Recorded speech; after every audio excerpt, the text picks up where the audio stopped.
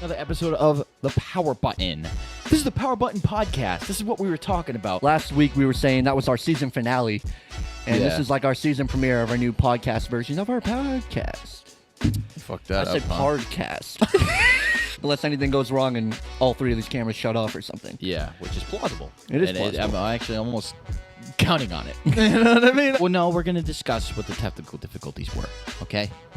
What'd you do, Josh? We're going to take it from the top again. What'd you do? Look, guys.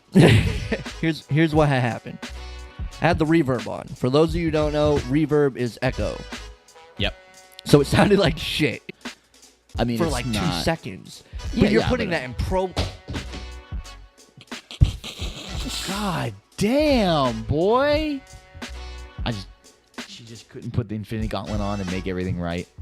She couldn't.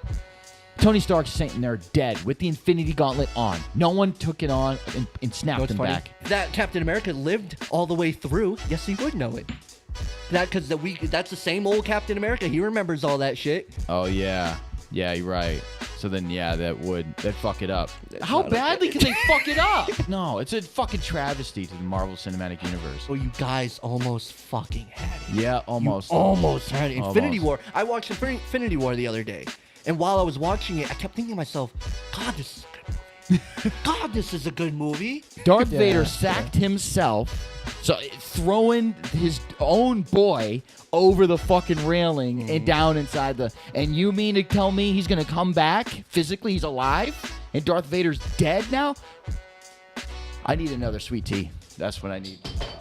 It breaks it. Maybe not. I guess they were like, this is the last one. You want to direct it? Fuck it. Go for it. Dog, it's so apparent he's never directed. The editing, the way scenes were, I was like, this movie's a fucking disaster. From the moment it starts, I'm like, wow, this is going to be bad. And it lived up to its reputation as being the worst X-Men movie. Yeah.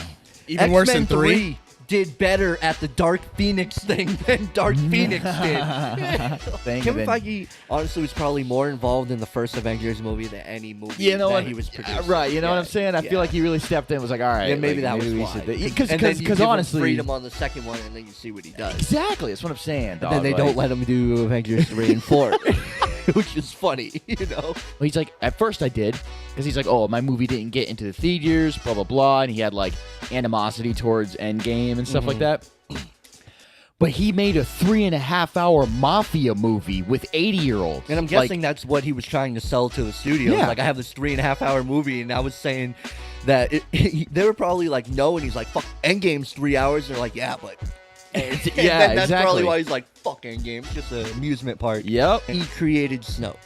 What the fuck? Palpatine created Snoke, and it was just manipulation to get Kylo to go to the dark side.